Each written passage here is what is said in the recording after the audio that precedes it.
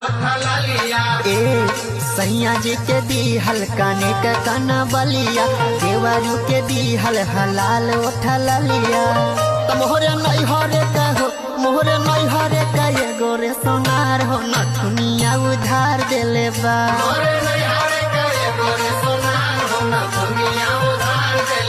तो मोहरे नहीं हरे का ये गोरे सोनार हो, नथुनिया उधार देले बा।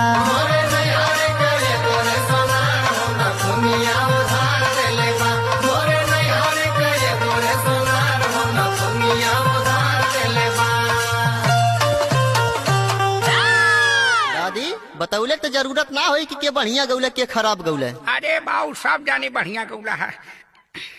हाँ हाइला 335 रुपया है, दोनों जाने रास्ता में आधा आधा बांट लिया।